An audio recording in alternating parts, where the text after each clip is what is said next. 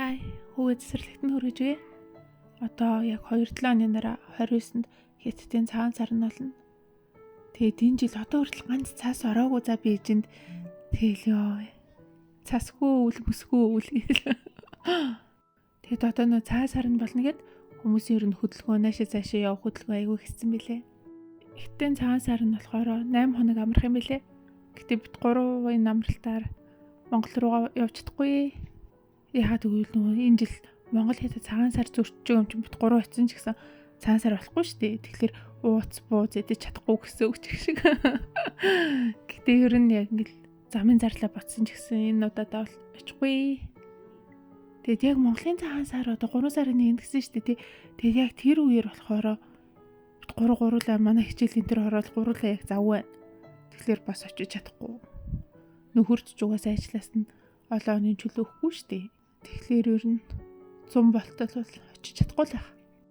Би нөгөө ойрд ингээ Хятадын онлайн орчинд хүмүүс хоорондоо бидний сэрэмжлүүлээд байгаа нэг тийм жоо муухай юмны талаар ярьчих уу. Хятадд ер нь ингээл бүх юм цахимжаал за бүр нийтийн хэрэгцээ болоод баг 10-аад жил болж байгаа юм. Тэгэнгүүт нөгөө нэг сул тал нь буюу одоо юм онлайн цахим заллин гараад ирчихжээ. Тэгэд одоо болохоор хүмүүс амар их онлайнаар одоо юм алддаг гэж яриад идэв. Хятадд одоо утасны дуугаар нэг их дуурдгүй утасны дуудлага баг ирдгүү гэсэн үг. Утасны дуудлага эрэхтэй ихэвчлэн зүгээр нөгөө хүргэлтээ ажиллажид голчлон байдгийг. Тэгэхээс биш ихэнх зүйл нөгөө WeChat ч юм уу эсвэл тийм өөр харилцааны платформоор дамждаг болсон байхгүй. Онлайн зайлан болохоор айгүй утасны дуудлагаар явагддаг гэж байгаа байхгүй юу. Тэгэд нөхөрөд хоёрын утас бол өдөрт ингээл нэлээд дуудаа танихгүй ийм худлаа дугаарууд залгаал үдийн тэгэд нэг авдагчгүй юм.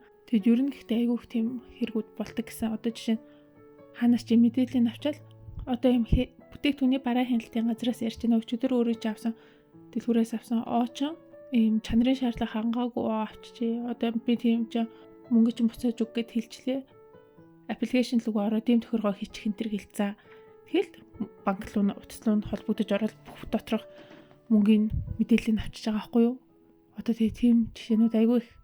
Тэгээд ихэнхдээ нэг аппликейшн айгүй их татуулдаг гэсэн утасанд нь одоо жишээ нь гинт ингэ танихгүй дугаараас залгангуудаа за би танаа хэсгээ чинь цагдаагийн газраас ярьж байна өөрөө ч авсан энэ нислэгийн тийц чинь дотроо бас юм аюултай зорчигчдыг тээж авч явах магадaltaй болохоор өөрөө ч ингэ бичиг баримтыг давхар шалгах хэрэгтэй байна мэн гэд ингэ амар юм арчдаг. За тэгээд ярихтаа ингэ амар загнаж магнаал яарсан байдалтай нэг хүнийг сандрахсан байдалтай. Тэгээд хурдан цагдаагийн хэлтэс дээрээ бичиг баримтаа аваад түрээд ирэнгүүт нөгөө хүн чинь би ажил дээр байна л эсвэл өөр хотод байна гэж хийж тэгээд өнгөт нь за тэгвэл манай аппликейшнийг татаж аваад өөрийнхөө мэдээллийг оруулаад бүртгүүлээ тэгээд өчигдрийн нислэгийн тийзийг бас оруул энтер гэтгчдэг. За тэгэл ямар юмны яг жинхэнэ аппликейшн байх үү тэр чинь тэгэл хурамч аппликейшн тэгэл мэдээллийг авал банкыг хосолчдөг гэж байгаа байхгүй юу. Тэгээ бүр хүндэрсэн бүр амар хэрэгүүд нь болохоор одоо хөвчн зүүн өмнөд Азийн нутгуудад олчлон Мьянмарын хойд хэсгээр яг Хятадтай хил залгаа хэсгээр нь болж байгаа гэж байгаа хгүй. Тэр нь болохоор одоо хүний 8 хөдөлмөрийн мүлжлөг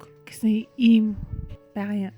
Одоо нөх сүлд Хятадд гарсан гүжүүи гээд нэг кино байгаа. Тэр нь болохоор яг бодит явдлаас сэдвсэн гэдэг байхгүй.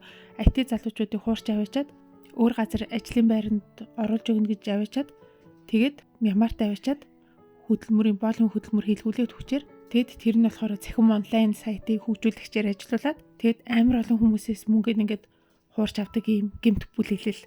За тэгчээд одоо чадваргүй хүмүүсийг гэх юм шууд ингээ хүний наймал явуулцдаг ч юм уу тийм амар хэрэгээ агууламжтай тийм кино байхгүй юу. Тэгээд тэрийг болохоор бодож явдаас сэдвэлсэн гэ тэгээд тийм юмд өртөөд ороод амьд гарсан хүмүүсийн тэр ярилцлага амар их өгцөн бидгийн.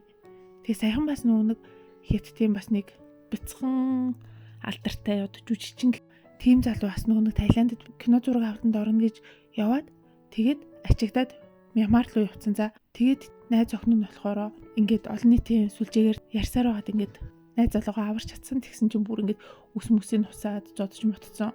Тэгэл нэг амар хэрэгүүд амар их сонсогдоод идэг болсон болохоор Хятадууд за ер нь урагшаага ер нь гадаад руу аялахдаа маш болгоомжтой байгаараа ерөөсөө бити хэд тасарч согтоорой гэсэн юм яриануудыг айгүй хоорондоо ярьдаг болсон. Тэгэд онлайн сүлжээн дээр өөрт болсон явдлуудаа ингээд амар их шеэрч мэрлээ. Бид өөр тийм юм үзсэн жоох хайдастай болоод. За энэ сэдв өнөөдөр ингээд ярьж амсангөө. Би өнөөдөр гарч ирж комеди үзэн. Нэг мохоо сэдв ярьж ярангууд өөрөө комеди үзээ явчихгүй тий. Гэтэ би ер нь ийм комеди ч юм уу хошин шог үзэхээрээ нэг инээдэг төрлийн хүн биш. Жохо уйтгартай. Зүгээр инээж их юм дээр чи ингэ бодоод идэг. Тим төрлийн хүн. Гэтэ гоё алт юм байна. Okay, great. And we'll take a selfie with you guys. That's cool. Okay, let's all get down for the selfie. This is always uncomfortable. Gonna get pregnant, have a kid, do comedy.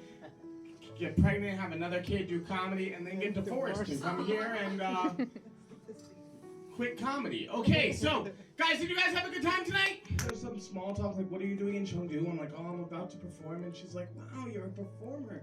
That's amazing." And then she says, "Well, do you see that guy over there?" And she points across the pool. And across the pool, there's this tall, handsome, За strong bye bye.